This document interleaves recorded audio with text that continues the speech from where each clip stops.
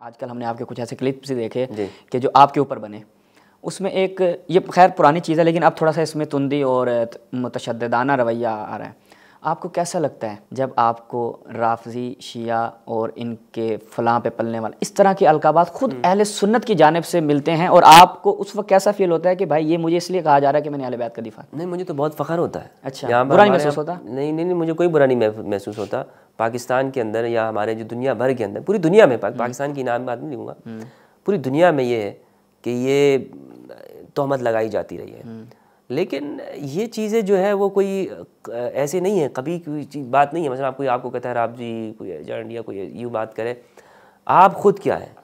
इंसान खुद अल्लाह को जवाब दे। इंसान खुद अपने नफ्स का मुहासबा करने वाला है। क्या मैं अपनी जितनी ये काविशें हैं अपने नफ्स को खुश करने के लिए कर रहा हूँ या इसमें अल्लाह की रज़ा मकसद है? ये मैं जानता हूँ, मेरा अल्लाह जानता है। तो इसलिए अगर कोई शख्स मुझे ये बात कहता है, सही, वो अल्लाह को जवाब देगा। उसके पास ऐसा क्या सबूत है? तो मैं अपने आप को फ़ख्र महसूस करता हूँ कि मैं अपने वतन के अंदर अल्हम्दुलिल्लाह मेरी जो पहचान है वो सकलैन के साथ है। मेरी पहचान ये है कुरान और अहलुल बैत, और ये रसूलुल्लाह की वसीयत है। रसूलुल्लाह ने यही वसीयत की है कि अपनी इस उम्मत को, अपनी उम्मत मरहुमा को, मेरी उम्मत गुमराह नहीं होगी, हमेशा सीधी ट्रैक पे चलेगी कि ये अहले बैत के पीछे चलेंगे, कुरान को थाम के चलेंगे। इनमें फ़िरके नहीं होंगे, इनमें गुमराहियाँ नहीं होंगी, आपस में एक दूसरे का गला नहीं काटेंगे, दूसरों पर रहम करेंगे, शफ़क़त करेंगे। तो ये कुरान और अहल बैत के साथ है, ये मेरी पहचान है। बाज़ लोगों की पहचान कुछ और बन सकती है, कुछ और उनके हो सकते हैं। अल्हम्दुलिल्लाह मेरी जो पहचान है, अगर ये पहचान मेरी बनती है तो इससे बड़ा फ़ख्र की और क्या बात है। नहीं, कहने वाला भी यही कह रहा है कि मैं अल्हम्दुलिल्लाह अहले बैत से मोहब्बत करता हूँ, सहाबा से भी मोहब्बत करता हूँ, जी जी, लेकिन ये शख्स जो है वो शिया है। आप यही कहते हैं कि मैं अहले बैत से मोहब्बत करता हूँ, सहाबा से मोहब्बत करता हूँ, आपका भी ये दावा है, उधर का भी ये दावा है, लेकिन ये फिर ये शिया का लेवल कैसे एकदम से आ जाता है? देखिए वो उसकी बुनियादी वजह ये है कि ये फ़िरक़े हैं ना, जो बातें मैंने की हुई हैं एक तो उनके बड़ों ने भी लिखी हुई हैं, लेकिन चूँकि मैं अपने आप को उन मेन स्ट्रीम जो मौलवी हजरात हैं उनमें शुमार नहीं करता। सही, ठीक है, यानी यूँ समझ लें कि उनका हिस्सा नहीं हूँ, तो या शायद मुझसे वो मिलते नहीं हैं, उनके जहन में कोई खौफ होगा, और अगर मिलेंगे तो उनका वो खौफ दूर हो जाएगा। सही, मैं ये समझता हूँ कि हम लोग जब किसी से दूर होते हैं ना, तो हम दूर से एक दूसरे से डर रहे होते हैं। जब करीब आना शुरू करते हैं तो फिर वो मोहब्बतों में भी वो बात बदल जाती है। तो इसलिए मैं तो अपने अहले सुन्नत के पास जाता भी हूँ और जाने की कोशिश भी करता हूँ, ताकि वो मुझसे ना खौफ खाएं और मैं उनसे खौफ ना खाऊँ। इसी तरह आप मामला शियों का ले लें, मैं पहले शियों से खौफ खाता था, लेकिन जब मैं उनके पास आने जाने का सिलसिला शुरू किया तो मैंने देखा कि ये तो बहुत रहीम मतलब रहमत है इनके अंदर शफ़क़त है। हर कौम ऐसी नहीं होती कि वो 100% सही हो, लेकिन ये भी नहीं है कि सारी की सारी कौम गलत है। इसी तरह अहले सुन्नत के भी आप मामला देख लें, ये नहीं कि सारे के सारे बुरे हैं और सब इस तरह, तो ये गलत फहमी दोनों जानिब से। आखिरी सवाल मुफ्ती साहब आपसे करते हैं और आपकी ज़हमत का तमाम करते हैं, वो ये कि आपने कहा कि मैं एक अहले सुन्नत घर में आँख खोलता हूँ।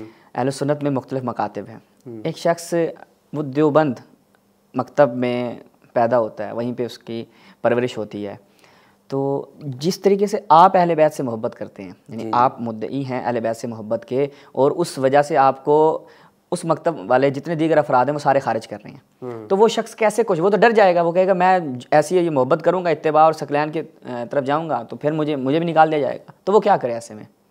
देखें, इसकी सबसे बेहतर मिसाल के तो अगर हम कुरान मजीद पढ़ें तो कुरान मजीद में रसूलुल्लाह सल्लल्लाहु अलैहि वसल्लम ने अपनी ज़िंदगी की मिसाल दी है कि उस वक्त के जो अरब माशरा है कुरैश मक्का, उन्होंने प्रोपेगेंडा शुरू किया, उन्होंने सारी बातें कहीं, तो पैगंबर अकरम ने उस मौके पर उनको क्या मिसाल दी कि मैं तुम में इससे पहले एक उम्र का एक बड़ा हिस्सा गुजार चुका हूँ। सही, यानी मेरे शब व रोज़ तुम्हारे सामने है, और मेरी ज़िंदगी कोई ऐसी नहीं है कि मैंने शाम में या यमन में ज़िंदगी गुजारी हो, मैंने यहीं पर अरब में ज़िंदगी गुजारी है, इसी हिजाज़ के अंदर, इसी कुरैश के अंदर। तो ये क्यों मिसाल दी रसूलुल्लाह सल्लल्लाहु अलैहि वसल्लम ने? इसलिए मिसाल दी कि उनको मालूम हो जाए कि हाँ ये बात ठीक है कि आप हमारे दरमियान में रहे हैं, हमने इनका बचपन देखा है, लड़कपन देखा है, सब कुछ, यानी इनके वाक़यात हमने देखे हैं, और ये जो बात अब ये पैगाम दे रहे हैं तो इसको हमें सुनना चाहिए। सही, ठीक है, तो अब मैं ये जो बात करता हूँ कि मैं सुन्नी, यानी सुन्नी घर में मेरी पैदाइश हुई है, सुन्नी ख़ानदान है मेरा, सुन्नी मुआशरा है मेरा, तालीम मेरी सुन्नी मदारिस में हुई है, तो अब मैं उनसे ये बात जब कहता हूँ कि मैंने जो ये पैगाम हासिल किया अहलुल बैत अलैहिमुस्सलाम का, इसको आपको सुनना चाहिए। ये आप क्यों सुनेंगे? इसलिए कि आपके सामने, यानी अगर एक वो शख्स हो जो पाकिस्तान से ना हो, जो सुन्नी माशरे से ना हो, मिसाल के तौर पर कोई शिया शख्स बयान कर रहा हो, शिया उलमा भी बयान करते हैं ना हदीस सकलैन, लेकिन वो सुन्नी क्यों सुनेगा उसको? कहेगा ना कि भाई ये तो शिया है तो चलो आप, तो वो बात ही वही करेंगे ना, वो तो मंसूब हो गई ना। लेकिन एक सुन्नी है कि जिसने अपनी ज़िंदगी हमारे मदरसे में पढ़ के, ये सब हमारे लोगों को मालूम है, जानते हैं कि मैंने इब्तिदाई तालीम, मैंने नाजरा किस कारी के पास पढ़ा, ठीक है, मतलब ये सबको पता है, मेरे रिश्तेदारों को पता है, मेरे असातिज़ा को पता है, मैंने एदादिया किस मदरसे में पढ़ा है, मुतवस्सिता किस में पढ़ा है, मैंने दरजा उला कहाँ पढ़ा है, दरजा राबे तक मैंने किस जगह तालीम हासिल की, कंसुद दक़ाइक़ मैंने किससे पढ़ी है, या मैंने हिदाया किससे पढ़ी है, या मैंने मुतनब्बी के अशार कहाँ जाके पढ़े हैं, हमासा दीवाने हमासा किस मदरसे में पढ़ी। तो कहने का मकसद ये है कि ये सब वो जानते हैं। ऐसा नहीं है कि अब मैं बयान कर रहा हूँ वो कि वो ही कहेंगे कि नहीं नहीं ये तो उठ के आ गया है, कहीं अमेरिका से आ गया या किसी और मुल्क से तशरीफ़ ले आया, सही।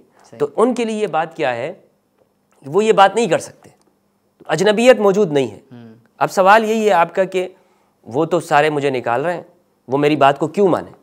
तो मेरी बात को इसलिए माने, उनको ये मानना चाहिए कि मेरी बात जो वो कहते हैं, मसलन कुरान और हदीस की, क्या ये हदीस मौजूद नहीं, हदीस सकलैन की मौजूद, क्या ये हदीस मुतवातिर नहीं है, क्या ये हदीस हमारे तमाम मुहद्दिसीन ने इसको सही नहीं कहा? सियाह सित्ता के अंदर है, बुखारी को छोड़कर बाकी तमाम किताबों के अंदर ये रिवायत मौजूद है। ये वाहिद रिवायत है कि जो हर किताब के अंदर है, सही, हर सही किताब के अंदर ये रिवायत मौजूद है।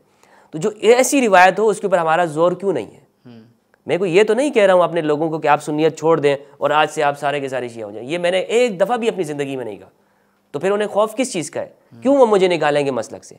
सिर्फ इसलिए कि मैं अपने आप को इन फ़िरक़ों के अंदर नहीं रखता हूँ। तो ये बात तो आप उनसे पूछे ना कि आप क्यों उनको निकाल रहे हैं, क्या इन्होंने ऐसा क्या जुर्म किया है? सही, ये तो ख़ुद को आपके उसमें से नहीं निकाल रहे हैं, आप क्यों इनको निकालते हो? ये वाकई सवाल है कि जुर्म क्या है हदीस सकलैन का दिफा यानी करना? क्या ये जुर्म है? क्या आप हदीस सकलैन का बयान करना, उनको समझाना कि आप खुतबों के अंदर, अपने वाज़ व नसीहत के अंदर आप दीगर हर मौजू से मौजू रिवायत बयान कर दोगे, हर ज़ईफ़ रिवायत आप बयान करते हो, लेकिन अहले बैत का जिक्र आप नहीं करते हो, यानी हदीस सकलैन बयान नहीं करते हो। क्यों? हदीस सकलैन से आपको इतना खौफ क्यों, इतना डर क्यों है? नहीं, वो एक शख्स आपके उसमें कह रहा था कि मैंने तो 15 जुम्मे इमाम हुसैन पे बयान किए हैं, वो 15 जुम्मे मैं कहता हूँ 15 जुम्मे नहीं, आप 15 मिनट अपनी मस्जिद के अंदर हदीस सकलैन बयान करें, ख़त्म बात। आप इतनी लंबी बातें कर रहे हैं, 15 जुम्मे, आप 15 जुम्मे खुदा जाने आप उसके अंदर क्या बयान कर रहे हैं। एक जुम्मा नहीं, 15 मिनट आप अपनी मस्जिद के अंदर, अपनी मजलिस के अंदर आज आप खड़े हो जाए, मेरे भाइयों रसूलुल्लाह की वसीयत है, रसूलुल्लाह ने इस उम्मत को बेयार मददगार नहीं छोड़ा, रसूलुल्लाह ने फरमाया, हज्जतुल विदा में इरशाद फरमाया, ए मेरे सहाबा तुम कभी गुमराह नहीं होगे, मैं तुम में 2 गरा कदर चीज़ें छोड़ के जा रहा हूँ, किताब अल्लाह ही व इतरती। ये बयान करने में 15 जुम्मे चाहिए? ये बयान करने में कितना टाइम लगता है? और हुजूर ने फरमाया, मन कुन्तु मौला फ़हाज़ा अलीयुन मौला, मन कुन्तु मौला फ़हाज़ा अलीयुन मौला, या फरमाया मन कुन्तु वली फ़हाज़ा अलीयुन वलीयुहु, अल्लाहुम्मा वालि मन वाला व आदि मन आदा, अल्लाहुम्मा मंसुर मन नसरहु वख़्ज़ुल मन ख़ज़लहु। ये बयान करने में क्या कोई 10 जुम्मे लगते हैं? हुजूर ने हाथ बुलंद करके, अली का हाथ बुलंद करके सहाबा से बैत ली है, मेरे सहाबा कहो अलस्तु औला बिल मुमिनीना मिन अनफुसिकुम, क्या मैं मोमिनों से उनकी जान से ज़्यादा हक़ नहीं रखता हूँ? औला। तो ये गुफ्तगू, यानी इस रिवायत को हम क्यों बयान नहीं करते? क्या खौफ है हमें? क्यों डर रहे होते हैं? मैं तो सिर्फ ये कह रहा हूँ, मैंने, आप यकीन करें मेरी 1000 से ज़्यादा यूट्यूब पर वीडियोज़ मौजूद हैं, आप एक वीडियो मुझे बताएं कि जिसमें मैंने कहा हो कि सुन्नी मसला क्यों है, या आप अपना मसलक छोड़ के शिया बन जाए। सही, मैंने नहीं कहा।